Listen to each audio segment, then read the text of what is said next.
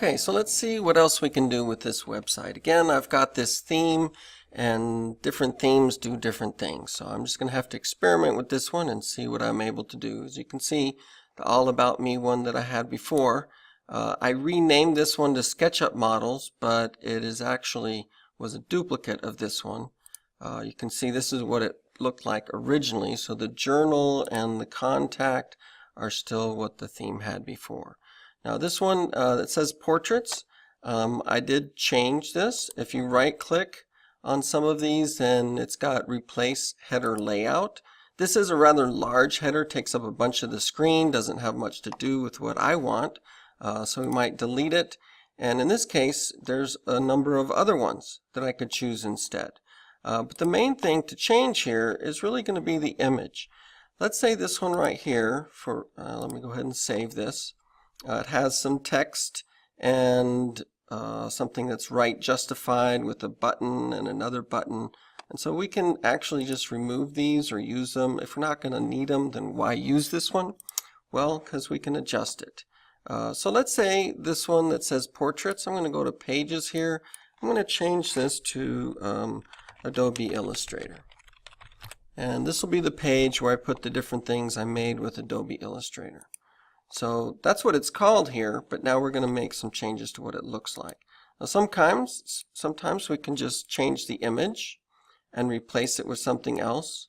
In this case, I did go and do some searching and found this graphic that kind of represented Adobe Illustrator, and it's uploading right now, and it's going to replace the one that was there. And a lot of times you can adjust whether you wanted that part, or just depends on how big and what resolution the graphic was. So this is still pretty big, but it does say nice and big, hey, this is Adobe Illustrator. So I might go ahead and save this and just remove these buttons right here. Although maybe I can use this one and it would go to the Illustrator website. So maybe I can say go to Adobe Illustrator. And you can see that there's actually a place for a link. It would be a website link, but what do I put in here? Well, I went to the adobe.com website, and if I do a search, they've got a lot of different software, and maybe I can find a good page that would just kind of show what Illustrator is. So if somebody wants to learn more about it, it does come up with a lot of different ones. I do see this one right here at the top. Let me click on that. And it seems like if they went here, they could really learn a lot about Illustrator and link to a lot of different tutorials. So I like this particular link for people to click on to take them to something about Illustrator. I'm going to Control-C copy that, go back to Weebly, and paste it in here. You do need to be careful, like if you press enter, it doesn't necessarily do anything. If you click right in here, it'll actually keep it. And so now when I click away, this is a button that's actually going to fit. Now inside of here, we might put it on the left-hand side, or maybe it could be in the center. Maybe we don't really want that button there at all. To put it in a different place is a little bit tricky. You would need to add some other things and then move them over. I can actually use the build here. Let's say I'm going to use a text box and actually not put any text in it. But now notice I've got a line in between these two. And so I can move this over and make some kind of adjustments. If I then want to see what this is going to look like, I can click on the publish, and then it gives me a link right away. But it's going to go to the main page, so then I'm going to switch over to the Adobe Illustrator I was working on. And then there's a button that when they click on it, it actually takes them to Adobe Illustrator. Well, frankly, I don't like the way that that's on top of the AI, but maybe in some cases there'll be a nice place to put a button like that, besides just underneath it. But this is now part of my header. Now, for this particular page, let me go ahead and close this. This is the viewing, and then this is the website creator. Let me close this. I was experimenting earlier. And let's do some things down here. So I could talk about we used Illustrator to make several emojis as our first project. So maybe make that a little bigger. We could say center that. And this portraits thing, probably don't need that. And now let's show off some of those emojis. I do have this folder here, my vector graphics project folder.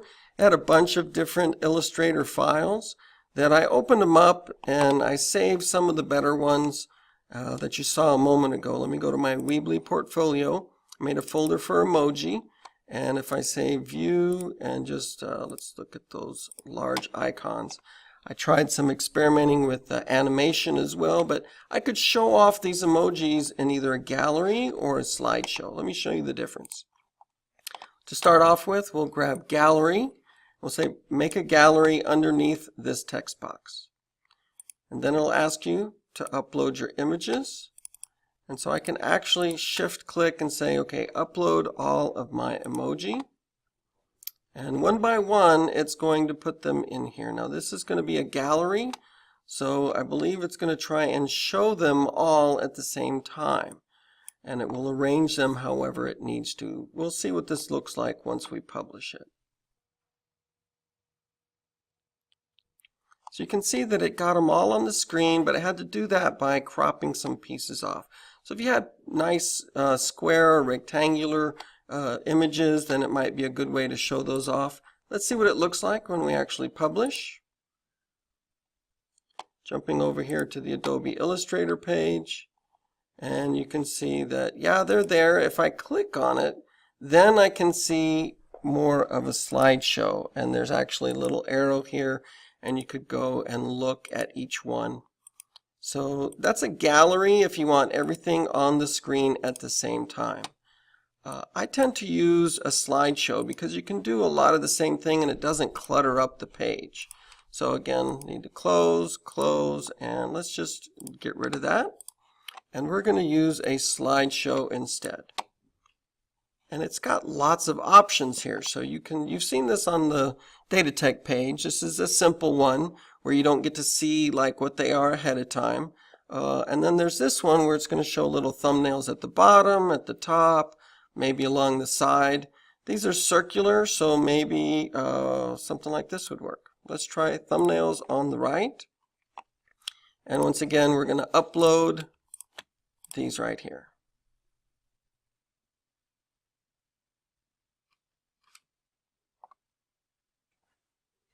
And you can see that it's actually cropping off a little bit off of the thumbnails, but the images themselves, I exported them all at the 72 dots per inch resolution, a good screen resolution. They're not too big. If we were going to print these or something, you would want to do something much higher. But let me go ahead and save this. And now it's showing the image, and then you can go ahead and look at the different ones right there. There are some different transitions. We could slice them. Let's see what happens when you do that. I think it's still on.